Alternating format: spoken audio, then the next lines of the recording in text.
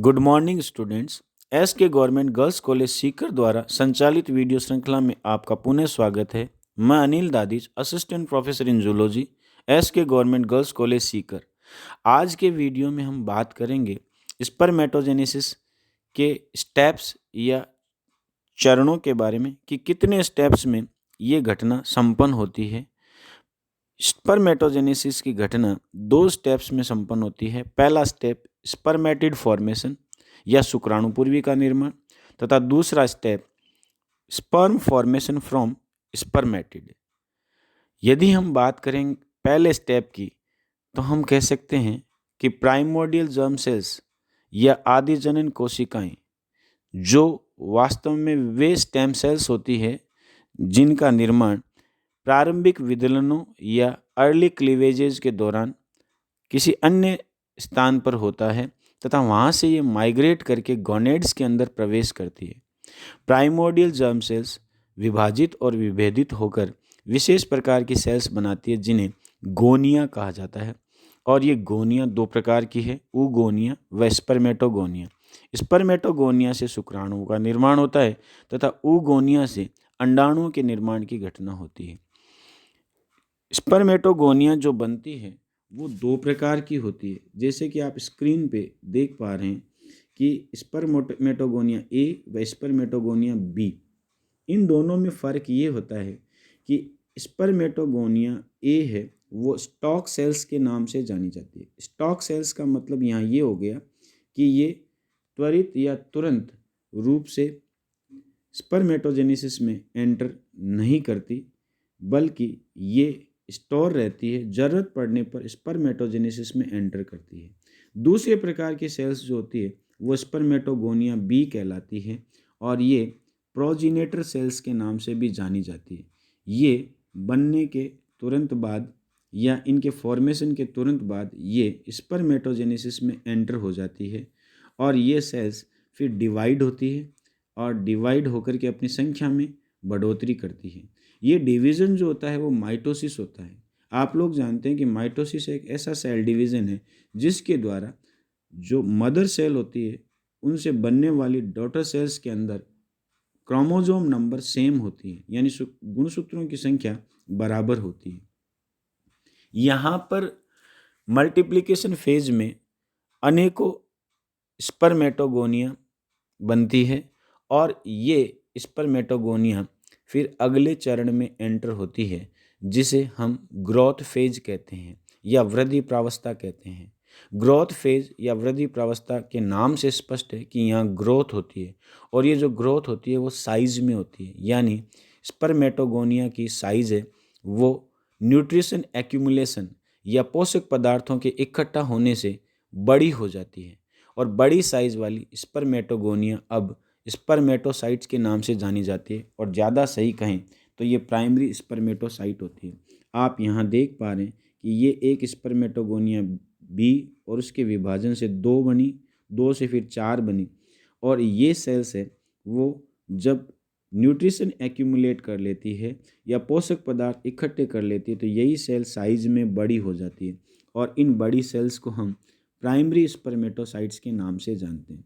यहाँ अभी तक डिवीज़न जो हुआ था वो माइटोसिस हुआ था, तो हम ये कह सकते हैं कि स्पर्मेटोगोनिया की तरह प्राइमरी स्पर्मेटोसाइट्स भी डिप्लॉयड होती है। इस बात पे मैं बार बार जोर इसलिए दे रहा हूँ कि कई बार चार्ट के माध्यम से या छोटे जो ऑब्जेक्टिव क्वेश्चंस है उसके माध्यम से हैप्लॉइड और डिप्लॉयड सेल्स के बारे में पूछा जाता है। जैसे कि ये पूछा जा सकता है कि टेस्टिस की टीएस के अंदर जो सेल्स दिखाई देती है वो सेल्स हैप्लॉइड होती है या डिप्लॉयड होती है। तो यहाँ इसका उत्तर होगा कि दोनों प्रकार की सेल्स है वो ये हैप्लॉइड और डिप्लॉयड है वो उसमें दिखाई देती है। यदि हम बात करें कि ग्रोथ फेज के बाद जो अगली फेज होती है उसे मैच्यूरेशन फेज कहा जाता है या परिपक्वन प्रावस्था कहा जाता है। मैच्यूरेशन फेज या परिपक्वन प्रावस्था की खास बात होती है मियोसिस या अर्धसूत्री विभाजन का होना। नाम से स्पष्ट है कि इस विभाजन में गुणसूत्रों की संख्या पुत्री कोशिकाओं में या डॉटर सेल्स में मातृ कोशिका की तुलना में आधी हो जाती है, इसलिए इस विभाजन को अर्धसूत्री विभाजन कहा जाता है। मियोसिस 2 स्टेप्स में संपन्न होता है। स्टेप फर्स्ट में हम कह सकते हैं कि जो प्राइमरी स्पर्मेटोसाइट है वो सेकेंडरी स्पर्मेटोसाइट में कन्वर्ट हो जाती है, लेकिन यहाँ गुणसूत्रों की संख्या आधी हो जाती है। इसलिए इस विभाजन को रिडक्शनल डिवीजन या न्यूनकारी विभाजन भी कहा जाता है। तो हम ये कह सकते हैं कि प्राइमरी स्पर्मेटोसाइट्स की तुलना में सेकेंडरी स्पर्मेटोसाइट्स है वो हैप्लॉइड होती है। उसके बाद में नेक्स्ट स्टेप में हम कह सकते हैं कि सेकेंडरी स्पर्मेटोसाइट का कन्वर्जन जो होता है वो स्पर्मेटिड में होता है। तो यहाँ आप देख पा रहे हैं कि सेकेंडरी स्पर्मेटोसाइट, फिर उसके बाद में विभाजन के द्वारा ये जो सेल्स बनती है इन्हें हम स्पर्मेटिड कहते हैं। और यही स्पर्मेटिड अगले स्टेप या अगले चरण में स्पर्म में कन्वर्ट होती है, जिसके बारे में हम आगे बात करेंगे। लेकिन यहाँ चार्ट को हम देखें तो हम ये कह सकते हैं कि पहली फेज जिसे मल्टीप्लिकेशन फेज कहते हैं उसके द्वारा स्पर्मेटोगोनिया संख्या में बढ़ोतरी करती है। दूसरे स्टेप जिसे अपन ग्रोथ फेज कहते हैं उसके द्वारा प्राइमरी स्पर्मेटोसाइट्स का निर्माण होता है। लास्ट स्टेप जिसे मैच्योरेशन फेज कहते हैं उसके द्वारा स्पर्मेटिड का निर्माण होता है।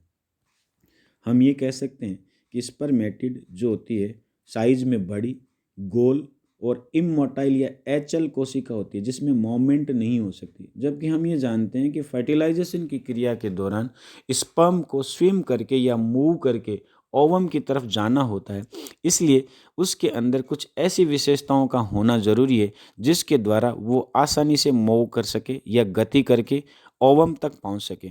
ये जो घटना होती है ये स्पर्मेटोलियोसिस कहलाती है, या इसे अपन स्पर्म मेटामॉर्फोसिस के नाम से जानते हैं। और ये स्पर्मेटोजेनेसिस का दूसरा स्टेप होती है जिसके अंदर एक भारी भरकम और नॉन मोटाइल स्पर्मेटिड से एक हल्के फुल्के मोटाइल स्पर्म का निर्माण होता है, जिसके बारे में हम अगले वीडियो में चर्चा करेंगे। इस वीडियो में हमने केवल चार्ट के माध्यम से इस स्पर्मेटिड फॉर्मेशन या शुक्राणु जनन की क्रिया के दौरान होने वाले पहले स्टेप के बारे में पढ़ा है। इसमें अगले जो स्क्रीन पे आपको चित्र दिखाई दे रहा है वो इसी को थोड़ा सा समझाने की चेष्टा की गई है कि प्राइमोर्डियल जर्म सेल्स, उनसे फिर स्पर्मेटोगोनिया, स्पर्मेटोगोनिया से फिर स्पर्मेटोसाइट्स का निर्माण, स्पर्मेटोसाइट से फिर सेकेंड स्पर्मेटोसाइट्स का निर्माण, फिर उसके बाद में हम कह सकते हैं कि भी किस तरह से स्पर्मेटिड का निर्माण। अगले वीडियो में हम बात करेंगे स्पर्मेटोजेनेसिस के दूसरे स्टेप के बारे में, जिसे हम कह चुके हैं कि इसे शुक्रकांतरण या हिंदी में इसको शुक्राणु जनन के नाम से जाना जाता है। आज के लिए इतना ही। धन्यवाद।